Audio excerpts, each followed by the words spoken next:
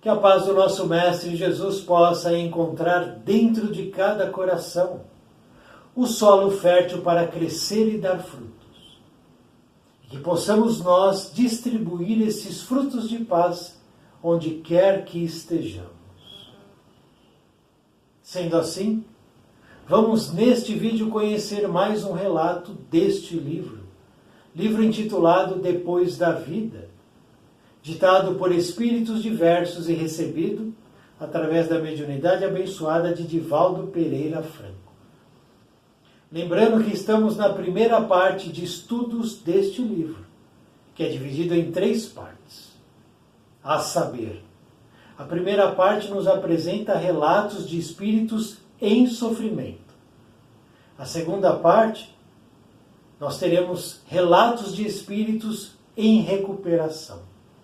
E a terceira e última parte, veremos relatos de espíritos felizes. Totalizando 30 relatos inseridos neste livro. Se Deus o permitir, passaremos por todos eles, conhecendo suas histórias e refletindo a respeito de suas mensagens. Sendo assim, neste vídeo vamos conhecer o 6º relato da primeira parte, relato este intitulado O Drama de um Alcoólatra.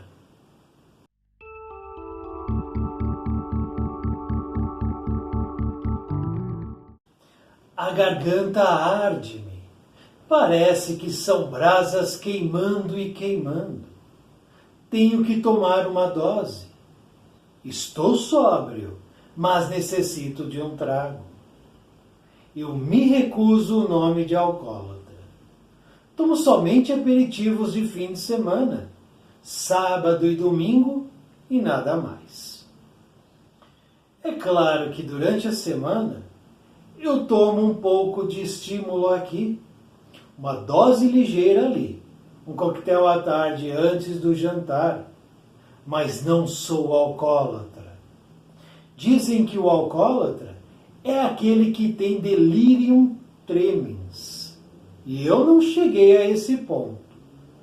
Às vezes fico desvairado, e essas alucinações, porém, ocorrem porque eu ando adoentado, mas não é da bebida. Tenho amigos que bebem muito mais do que eu, e, no entanto, não são alcoólatras.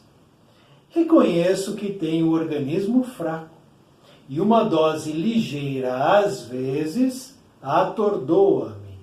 É natural. Eu não espanco a esposa, nem maltrato meus filhos. O que falam a esse respeito é mentira. Devem ser salteadores que entram na minha casa. Fazem isso por mim e ela depois acusa-me. Necessito de uma dose urgente, porque estou a ponto de enlouquecer. Ando também todo quebrado.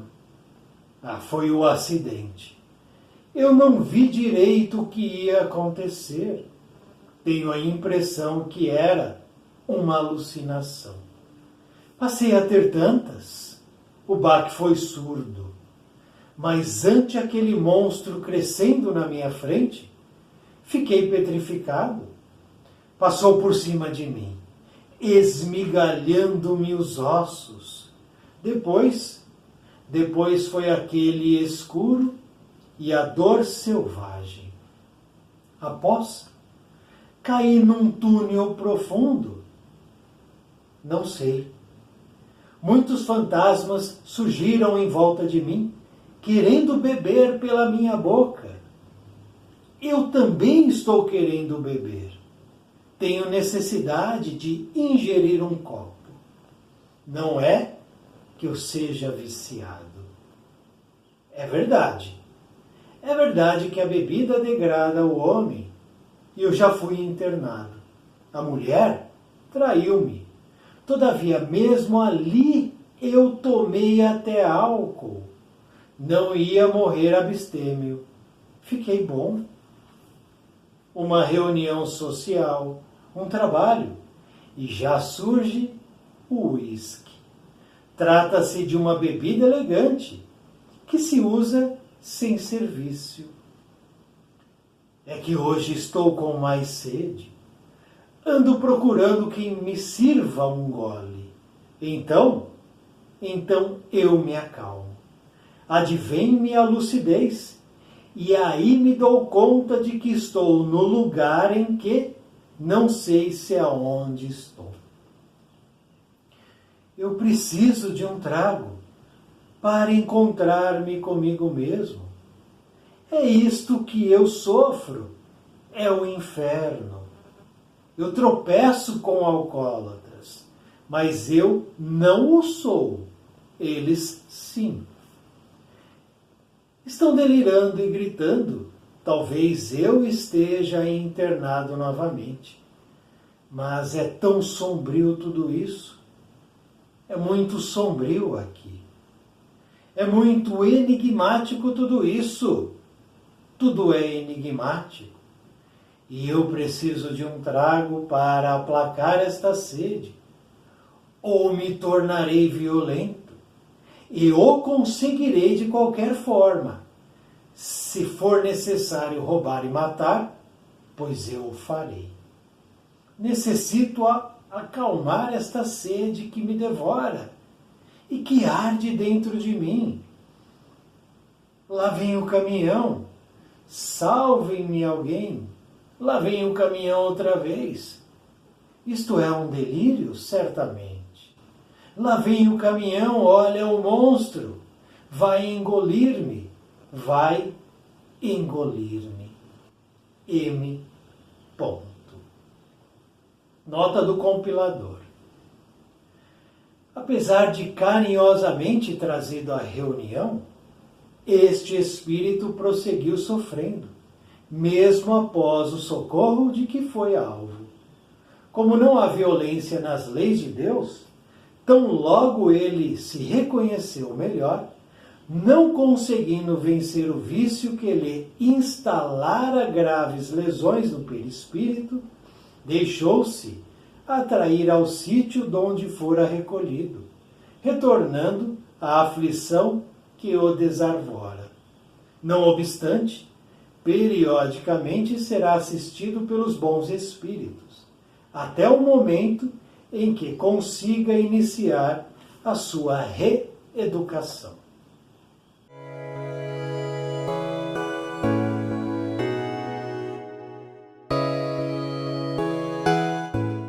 Esse relato, portanto, nos apresenta de maneira cristalina e transparente o resultado da escolha que esse espírito fez para ele mesmo. Ele então está colhendo o que ele plantou. E mais, esse relato nos apresenta a consequência de uma viciação espiritual. Porque não podemos agir como ingênuos e tolos, num pensamento de que todo vício se encerra com a morte do corpo físico e vai junto do corpo para o caixão, para debaixo da terra ou para o incinerador. Esse é um pensamento tolo e infantil. A viciação transcende a matéria e atinge o espírito. Porque ao condicionar o corpo àquela questão do vício, eu também estou condicionando o meu espírito. Já que corpo e espírito estão juntos quando estamos aqui reencarnados. Não há como dissociar corpo material do espírito. O que eu faço com o meu corpo atinge meu espírito. E o que atinge meu espírito reverbera no meu corpo. Sendo assim, ao escolher a trilha tortuosa, espinhosa e pedregosa do vício, eu estou condicionando o meu corpo àquela questão. Meu espírito, então, segue junto. E se eu não conseguir vencer essa questão do vício aqui no plano físico, ao desencarnar, eu irei despertar no plano espiritual com a questão do vício ainda dentro de mim. Porque dentro do meu espírito eu tenho sentimento, emoção, razão, inteligência, desejo, instinto e sabedoria. Portanto, eu tenho desejo dentro do meu espírito. Meu desejo não está no meu corpo. E o desejo segue comigo aonde eu estiver. Então eu tenho a viciação espiritual. Independente da escolha. Eu posso me viciar no alimento, na droga, no tabaco, no álcool, no sexo. Posso me viciar no poder. Posso me viciar na tortura, na maldade. Existem muitos caminhos que levam às viciações. Portanto, onde eu estiver, se eu não vencer esta questão, ela segue comigo. E é exatamente isso que a gente vê aqui. Num retrato dramático de um espírito. Um relato angustiante, desesperador, já que ele dizia: necessito beber, preciso beber, mas no plano espiritual não existe álcool. Toda a substância que nós temos aqui no plano físico, ela é do plano físico. Sendo assim, não irei encontrar nada disso no plano espiritual. E como eu faço então? Se eu carrego comigo o vício? Por isso que é cristalino e transparente este relato. Porque é exatamente assim que se comportam todos os espíritos atrelados a vícios. De maneira dramática. Angustiante. Vimos isso no estudo aqui do livro Sexo Além da Morte, os espíritos viciados em sexo. O desespero das mulheres e dos homens, já que a questão sexual é completamente diferente no plano espiritual. Mas o vício segue com eles, aqui do álcool.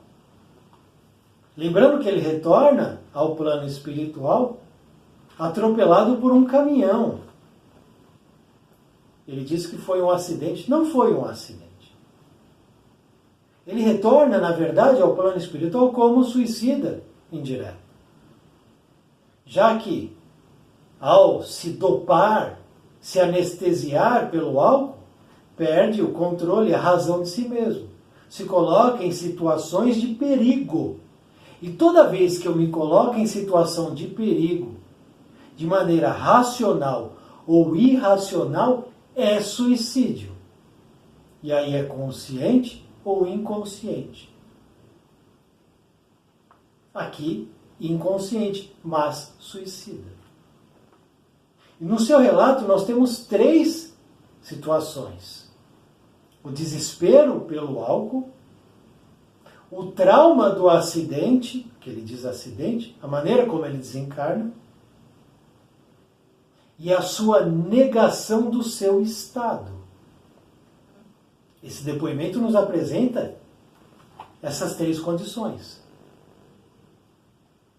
Muito próxima ao que a gente encontra aqui no plano físico. Naturalmente, você pode conhecer alguém que apresente uma situação muito parecida com esta, desse espírito intitulado M. deste relato. Todos nós podemos conhecer, não é raro conhecer pessoas que estão nessa condição. Que negam que são viciadas, dependentes do álcool. Que se colocam como vítimas, porque aqui ele se diz vítima.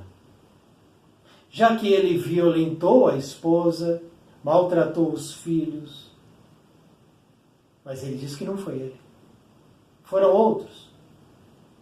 E aí, ele é culpado. Mas ele não se coloca como culpado. Então ele vai negando. Porque o seu estado é perturbado.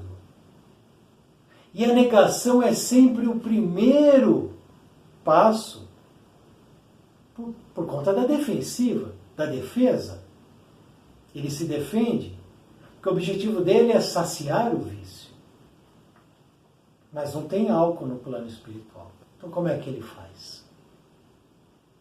Aqui é o desespero. Lembrando que ele foi levado até uma reunião mediúnica, e através da mediunidade de Divaldo Franco, ele relatou essa situação, deu seu depoimento, com muito sofrimento, apesar de estar sendo atendido por espíritos que cuidavam dele ali, de benfeitores. Nota do compilador. Apesar de carinhosamente trazido à reunião, ele estava amparado. Mas o amparo dos outros não significava alívio para ele, porque o vício estava falando muito alto, gritando dentro dele. O que significa isso? Que eu posso ser retirado do umbral e levado até a cidade espiritual mais maravilhosa que existe. Isso tudo é externo. E eu posso estar lá no plano espiritual elevado, na cidade espiritual, sofrendo. Porque a questão é interna. A viciação, ela é interna. Não tem nada a ver com o exterior. É isso que ele nos mostra aqui. Atendido por benfeitores, sendo cuidado, sendo acolhido, amparado, mas o sofrimento não diminui, que é dele. É a colheita. Ele realizou uma edificação mal edificada, uma construção mal construída. Lembremos, esse espírito esteve aqui no plano físico. Teve um corpo físico, como esse que eu tenho agora. Teve uma casa, uma esposa, filhos, uma família. Trabalho. Realizou coisas, mas o que ficou de tudo isso? O desejo pela bebida. É o que ficou. Nesse momento. E na sequência, a negação. E na sequência, o trauma.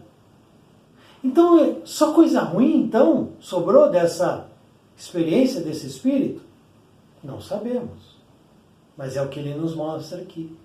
Nesse momento da caminhada dele, é assim que ele se comportava. É isso que ele sentia. Dor e sofrimento. Mas pergunto, passar por isso não seria evitável? Ele não poderia ter desviado dessa situação? E não ter tido essa vivência? Poderia. Poderia. Porque ele não nasceu com o vício. O vício, ele colocou na vida dele. Portanto, se eu coloco algo na minha vida, isso não é bom, sou eu que tenho que tirar da minha vida isso. Quando eu estiver no plano material ou no plano espiritual, as situações internas são minhas e não há mágica. Existe remédio mágico aqui no plano físico que resolve questões de vícios? Não. No plano espiritual, a vida segue, como a vida segue aqui. É sequência. É um passo depois do outro. Um degrau depois do outro. Então, no plano espiritual, não há mágica. Deus não vai aparecer, colocar a mão na minha cabeça e dizer, não tem mais vício. Seus pecados estão perdoados, etc. Isso tudo é ilusão, é bobagem. Eu terei que resolver a questão que eu trouxe para mim. Haverá o auxílio, o acolhimento, o apoio, a instrução. Mas olha o que aconteceu. Olha o que aconteceu. Esse espírito, intitulado M. Ponto, lembrando, esse espírito M. Ponto não é o mesmo da lição anterior, que também se intitulava M. Ponto. São dois espíritos diferentes. Este espírito prosseguiu sofrendo, apesar de amparado, mesmo após o socorro. Como não há violência nas leis de Deus, então logo se reconheceu melhor, ele melhorou. Com o apoio da reunião mediúnica, o choque anímico, as instruções, o ambiente favorável, ele melhorou. Olha que legal. Mas ele não ficou curado. A situação não foi resolvida. Ele melhorou. Ao melhorar, não conseguindo vencer o vício que ele instalara, graves lesões. Quando eu, aqui no plano físico, escolho uma viciação, opto por um caminho de qualquer vício, de uma dependência qualquer, eu estou sempre partindo para o exagero.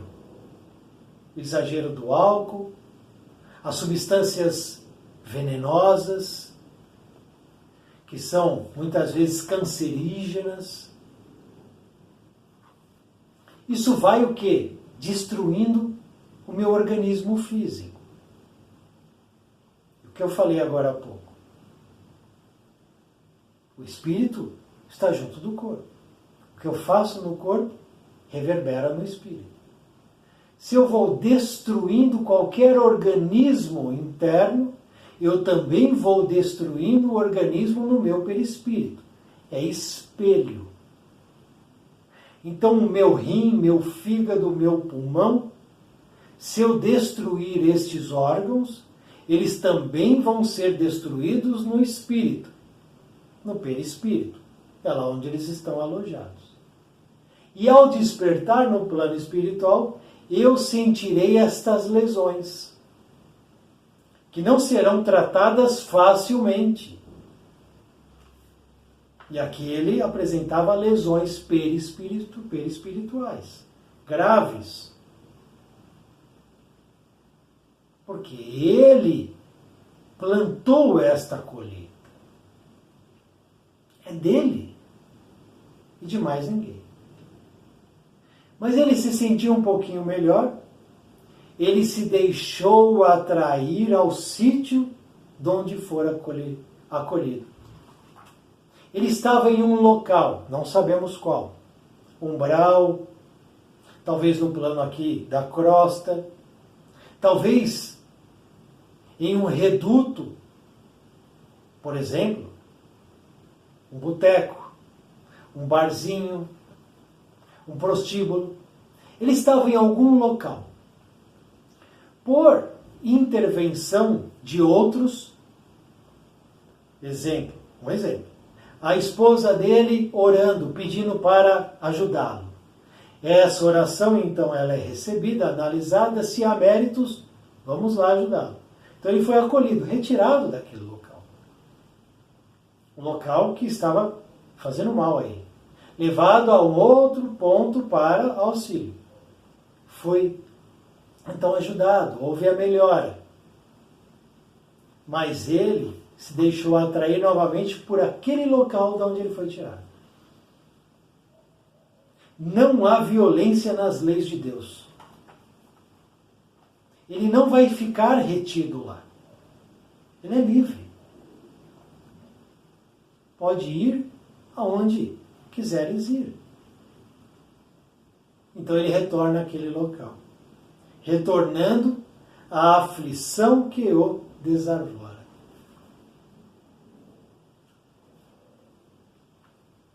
E aqui tem um ponto importante.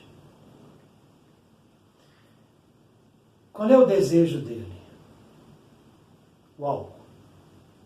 No plano espiritual, não tem mágica, não tem salto mágico, não tem mudança brusca, é uma sequência lógica.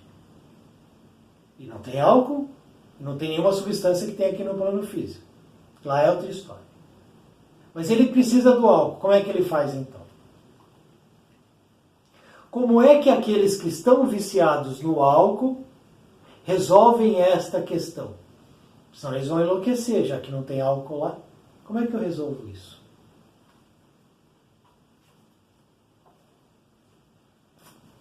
Através do vampirismo. Esses espíritos viciados, e de novo, em qualquer situação, substância ou desejo, eles, ao não conseguir mais atender a esse grito interno que há dentro deles, eles vão buscar qualquer alternativa. Desespero, drama. Muitos deles se tornam vampiros. Por isso vamos conhecer esta questão aqui neste livro, Sexo e Destino. Livro ditado pelo Espírito André Luiz, recebido pelos médiuns Francisco Cândido Xavier e Valdo Vieira. E aqui nós temos no capítulo 6 a questão do vampirismo ligado à questão do álcool. Porque muitas pessoas tratam o álcool de maneira imprudente, não é? Vou tomar uma cervejinha com os amigos. A cerveja no aniversário, a cerveja nas festas de fim de ano, as bebidas alcoólicas nas comemorações. E tudo muito bonito, né? Propagandas dos fabricantes de bebidas alcoólicas são sempre propagandas que insuflam, estimulam, convidam a vida. Vamos viver a vida na praia, na balada, com os amigos, não é? Olha que beleza. E sempre com aquele copo de álcool ali.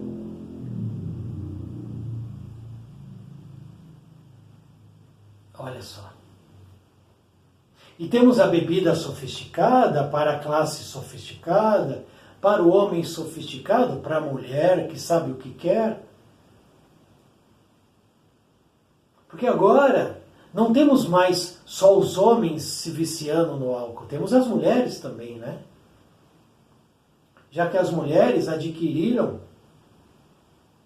certas possibilidades que antes elas não tinham. Certas liberdades que antes lhes eram cerceadas. E hoje há igualdade entre homens e mulheres. E a igualdade deve existir entre todos. Todos. Portanto, o direito que o homem tem, a mulher também deve ter, naturalmente. Quanto a isso, não há discussão. Mas tudo me é lícito, mas nem tudo me convém. Quem disse isso? Tudo me é permitido. Tudo me é lícito, mas nem tudo me convém. Isso serve para homens e mulheres. Paulo disse isso. Paulo de Tarso. Em uma de suas cartas. E hoje vemos então mulheres mais alcoolizadas do que homens. Vemos mulheres sendo atendidas em pronto-socorros. Vemos mulheres alcoolizadas dirigindo, atropelando e matando. Coisa que não víamos no passado. Já que esse equívoco estava restrito aos homens, que ainda hoje continuam a cair nos mesmos erros, dirigindo alcoolizados, atropelando e matando. Quando não muito, mutilando também. Então existe um exército de homens e mulheres que consomem álcool. Exército. E o que as empresas que fornecem essas substâncias a esse exército desejam? Desejam que estes vivam muito. Desejam que estes continuem a consumir muito durante muito tempo, para que essas grandes empresas, corporações, que não têm coração, que não têm caráter, que não têm comprometimento com a vida, continuem a lucrar rios e rios de dinheiro. Então, numa ponta eu tenho a corporação fria,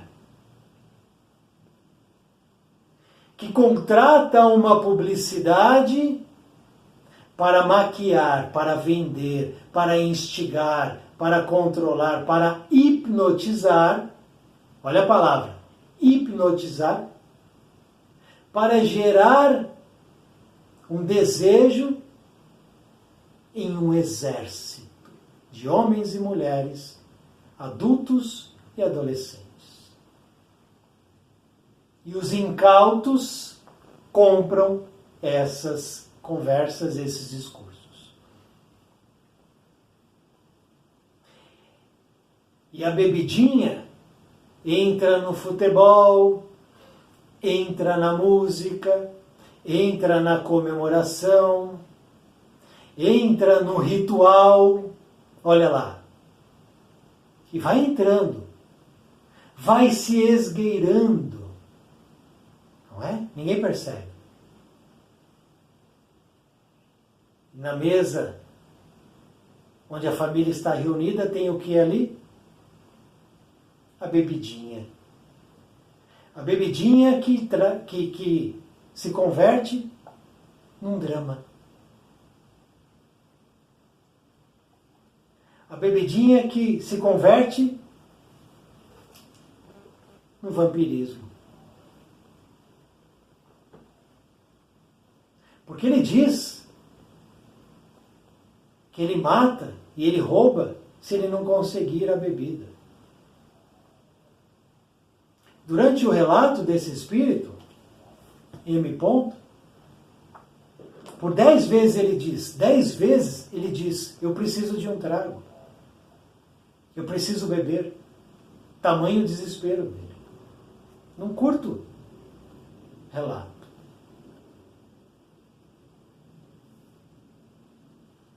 Mas é bonito. Um grupo de jovens garotas bebendo. E ai daquela que não beber, hein? Ai daquela que não beber. Sofre bullying, é discriminada, é escanteada, é deixada de lado, não é presença bem-vinda. E ai do jovem que não beber, imagina, adolescente que não bebe. E os pais que estimulam os filhos a beber,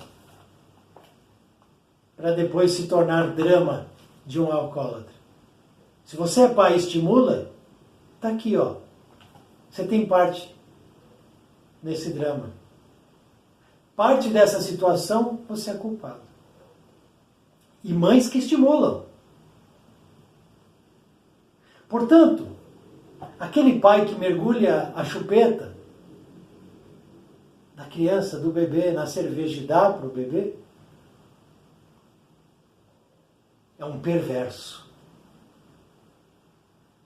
É um homem que não tem coração. E sofrerá as consequências futuras. A mãe que estimula o filho. A bebida. Vamos beber juntos? Ah, você bebe em casa? É uma perversa. É um espírito que trabalha na sombra e não quer o bem do filho. Porque um pai e uma mãe, ou um parente qualquer, ou um amigo, que deseja o bem do outro, nunca irá oferecer nenhuma substância que irá viciar o outro. Não é tão difícil entender isso.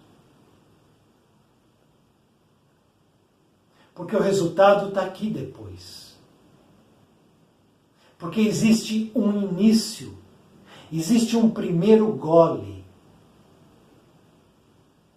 Não existe?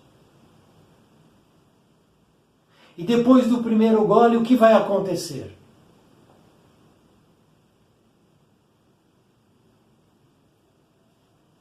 O que vai acontecer? E uma vez viciado, para se desfazer dessa teia, demandará um esforço que muitas vezes aquele homem, aquela mulher não tem capacidade de demandar. E aí cai mesmo. Mas há um começo. E se eu evitar esse começo? Se eu evitar esse começo, eu evito a colheita dramática. A colheita da dor e do sofrimento. Eu evito. Portanto, eu escolho. Eu vou direcionar para onde eu caminharei. E eu planto. E toda plantação tem a obrigatoriedade da colheita individual e intransferível. Infelizmente, esse espírito escolheu desta maneira. E assim como ele, milhares de outros espíritos aportam no plano espiritual nestas mesmas condições, atrelados aos vícios de todos os tipos. Alguns conseguem se manter minimamente estáveis e são acolhidos. Outros caem no desespero, como ele caiu, retornando ao local de onde foi resgatado. E nessa situação, é um passo para que o espírito comece a praticar o vampirismo. Porque o desejo do vício é tão forte que ele não consegue evitar. E aí ele faz qualquer coisa para suprir o desejo. Então vamos rapidamente conhecer essa questão do vampirismo que André Luiz nos apresenta neste livro. Aqui nós temos uma trama maior, mas em determinado momento, André Luiz, Neves e Félix, 3 espíritos que estão ali trabalhando, auxiliando tanto o plano espiritual quanto uma família no plano físico, eles vão visitar uma família lá no Rio de Janeiro. Então eles vão até um apartamento localizado no bairro do Flamengo, perdão. E quando eles estão entrando neste apartamento, acontece o seguinte, André Luiz nos diz: transpassando o estreito corredor, pisamos o recinto doméstico, surpreendendo no limiar 2 homens desencarnados a debaterem com descuidada chocarrice escabrosos temas de vampirismo. Ou seja, eles entram no apartamento e observam 2 desencarnados logo à porta do apartamento. Esses 2 não observam a chegada dos 3, por conta da densidade espiritual. Quem está num plano acima, enxerga quem está um plano abaixo. Mas quem está abaixo não enxerga quem já apresenta alguma melhora espiritual. Questão de vibração, sintonia, densidade espiritual.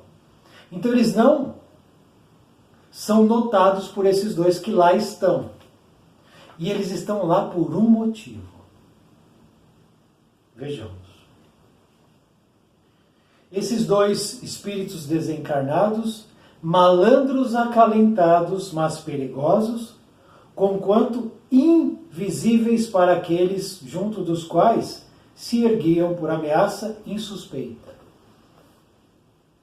Dentro do apartamento, haviam pessoas no plano físico, reencarnadas, que não notavam esses dois espíritos.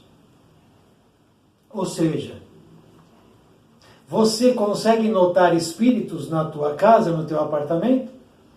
Porque eles podem estar aí, sem que você suspeite disso. E aqui não eram espíritos elevados que estavam ali com o intuito de auxiliar, pelo contrário. E ele continua. Detínhamos, curiosos, os três estavam lá só observando, quando sobreveio o inopinado, a surpresa. Diante de nós, ambos os desencarnados infelizes surgiram de repente e abordaram Cláudio, agindo sem cerimônia. Cláudio era o homem desencarnado habitante. Cláudio era o homem encarnado habitante do apartamento. O morador ali do apartamento.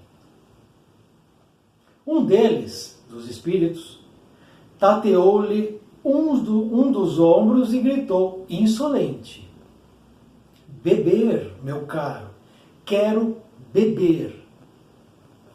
Cláudio estava sentado de pijama, ele tinha acordado, lendo um jornal, numa sala, sem notar os dois espíritos. Então ele chega, toca no ombro e grita: quero beber, meu caro, quero beber.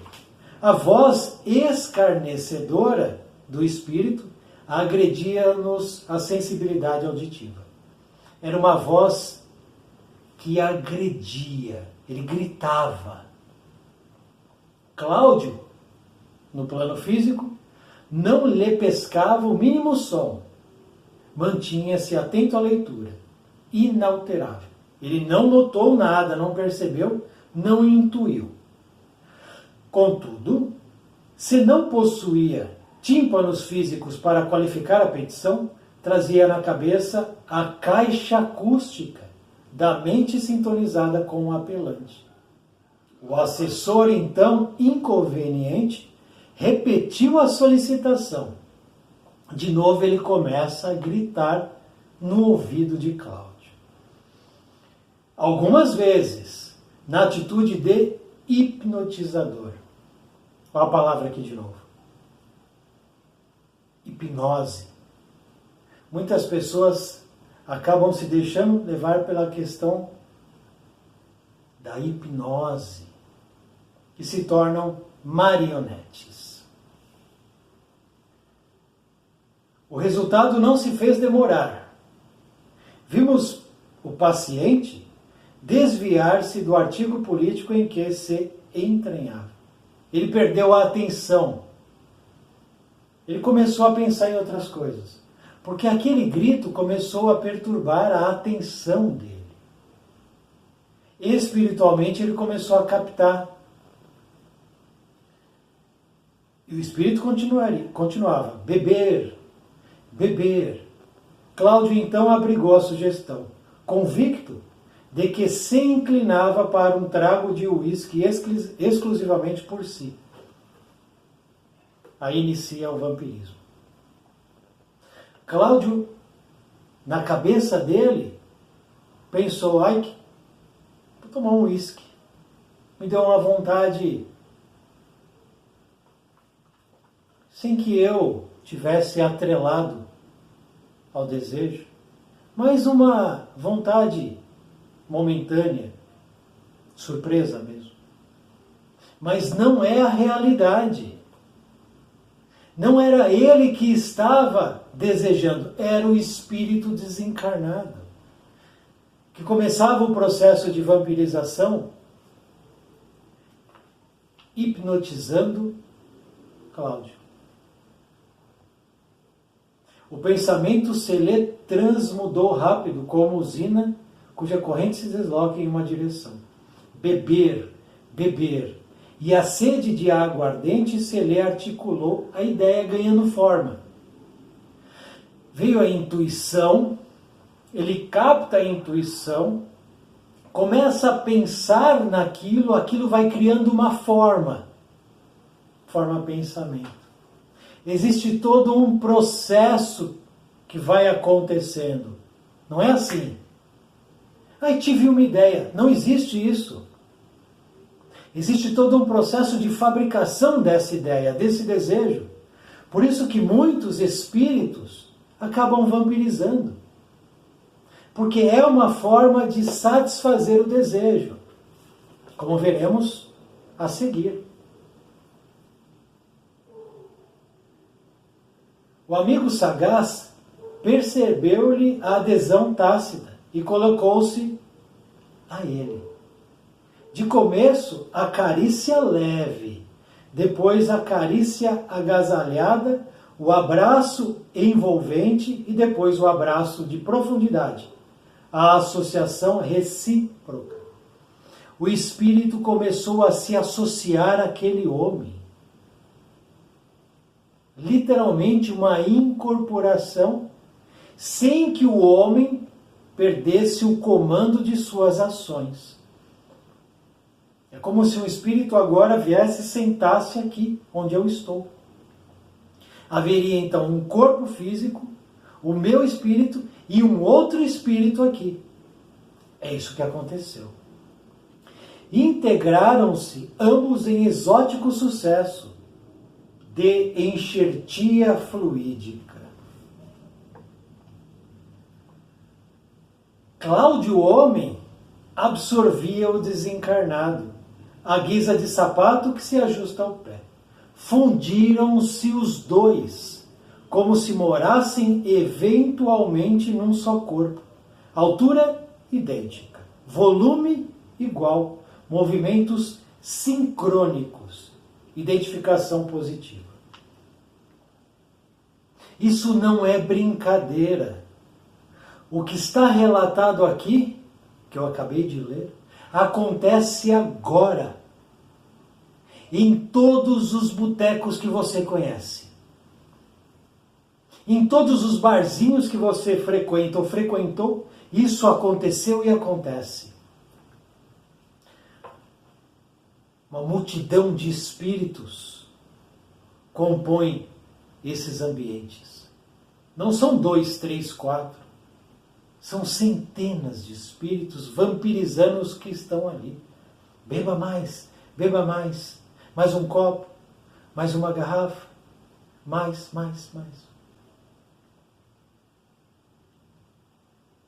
E os homens e mulheres tornam-se o quê? Fantoches, marionetes.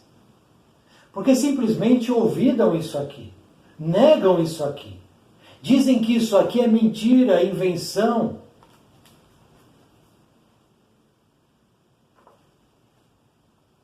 O resultado depois está aqui. E aí vira um ciclo, né? Desencarna viciado, reencarna, e aí traz o vício mal resolvido, tem a tendência à inclinação, não tem a força para resistir, cai de novo no vício, depois vai de novo para o plano espiritual. Até quando? E esse ciclo só existe porque existe a abertura da porta larga. Ou não existe? Estreita é a porta e larga é a porta da perdição. Estreita é a porta da salvação. Esqueci de terminar, perdão. A porta larga é a porta do vício, do oba-oba, da turminha, Do vamos todos se embriagar, ele está de ressaca, acordou de ressaca. É bonito, romantizam a ressaca, né? Nossa, estou de ressaca, é bonito falar isso. A pessoa não sente vergonha em ter bebido para quase destruir o fígado. Ela não sente vergonha. Às vezes parece até prêmio, né?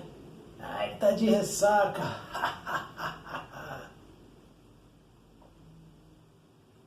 Mas não terminou. Levantaram-se os dois, Espírito e Cláudio, a um tempo, giraram integralmente incorporados um ao outro, na área estrita, arrebatando o delgado frasco. A atalagada rolou através da garganta, que se espremia por dualidade singular. Ambos, os dipsomanos, estalaram a língua de prazer em ação simultânea. Cláudio então tinha no canto da sala bebidas alcoólicas. E o Espírito o instiga a ir e tomar. O mesmo movimento de Cláudio é repetido pelo Espírito. Desmanchou-se a parelha e Cláudio, desembaraçado, se dispunha a sentar, quando o outro colega, que se mantinha à distância, investiu sobre ele e protestou: eu também quero.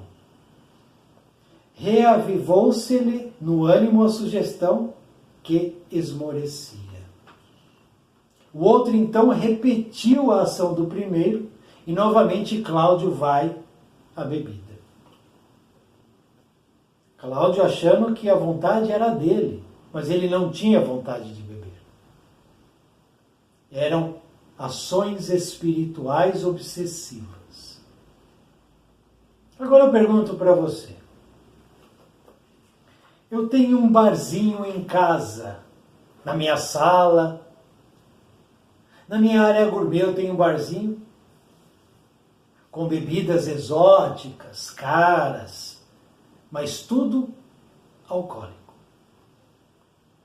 Pergunto, que tipo de espírito é atraído por um barzinho? Me diga. Até mesmo esses barzinhos que estão espalhados aí a cada esquina, né?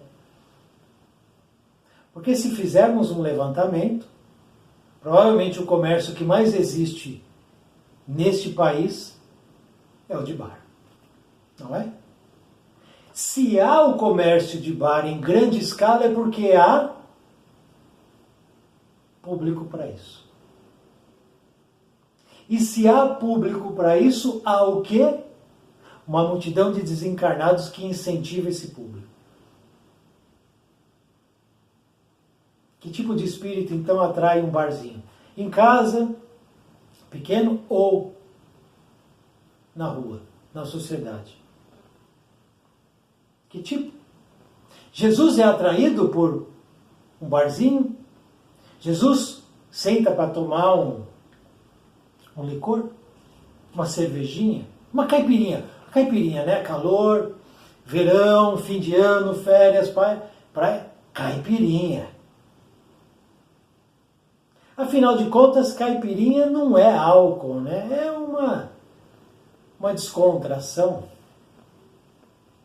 Como o nosso amigo aqui, Espírito M. Ponto, disse, né? Que o uísque não é vício. A vodka também, né? Dos adolescentes. Que tipo de espírito é atraído? Espíritos elevados, iluminados estão sentados em bancos e cadeiras de botecos e são atraídos por esses comportamentos? Temos aqui então um relato de como se desenvolve o vampirismo. Há muito mais detalhes aqui que eu não vou trazer. Precisamos ler, aprender, buscar a instrução a título de defesa. Defesa. Ou estamos num mundo feliz, onde não precisamos nos preocupar?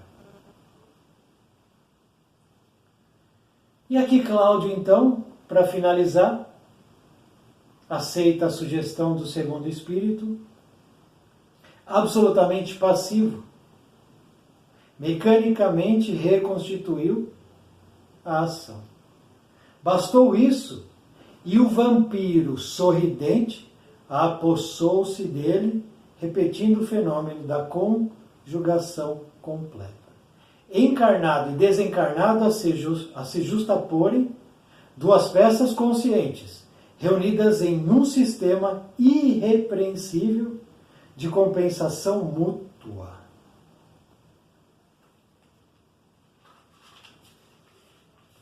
E rapidamente, estavam 3 espíritos observando a ação de 2 sobre um encarnado. Um deles pergunta assim, mas e a proteção? Como situar o problema, etc, etc. Onde está a justiça de Deus que deixe esses 2 fazerem uso desse homem? Pá, pá, pá, pá, pá. Neves pergunta para Félix, que é o instrutor ali. E ele responde, ora, meu amigo Neves, você precisa compreender que nos achamos à frente de pessoas bastante livres para decidir e suficientemente lúcidas para raciocinar. Livre-arbítrio, escolha, decisão, cabe a cada um. Cláudio só foi instrumento desses 2 espíritos porque ele já trazia dentro dele a questão atrelada ao álcool. Correto? Porque se assim não o fosse, esses 2 espíritos lá não estariam. Por exemplo, eu não bebo nada de álcool. Nada. Nem aquela tacinha de champanhe ou de cidra na virada do ano, nada. 0 álcool dentro de mim. Portanto, nenhum espírito que deseja a vampirização pela questão do álcool vai se aproximar de mim. Ele vai fazer o quê?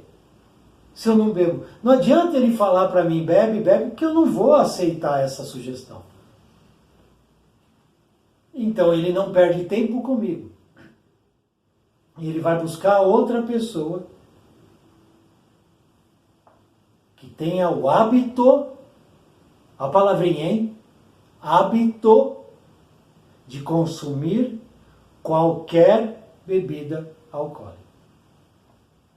Porque esses 2 espíritos, eles não queriam a morte de Cláudio. Esses 2 espíritos não queriam vingança contra Cláudio. Eles não queriam Cláudio doente. Eles queriam apenas aproveitar do vício de Cláudio. Essa é uma questão que muitas pessoas não pensam. Que a obsessão, ela surge muitas vezes por conta do meu comportamento. E não por questões de vingança, de adversários do passado. É o meu comportamento que atrai. Na mesma proporção que o meu comportamento afasta. E se o meu comportamento afasta espíritos atrasados, naturalmente meu comportamento atrai espíritos elevados, que se interessam por mim, porque eu posso ser útil para eles.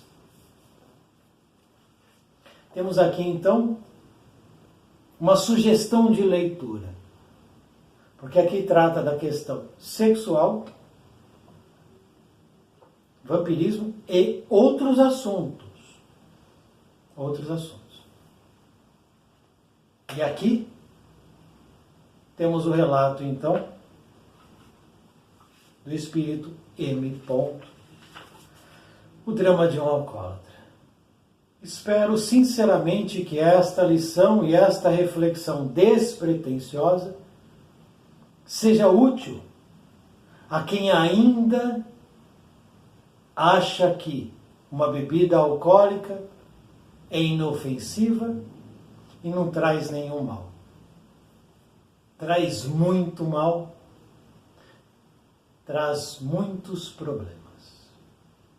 Que possamos refletir seriamente sobre esse tema, porque os resultados são dramáticos e muito duros.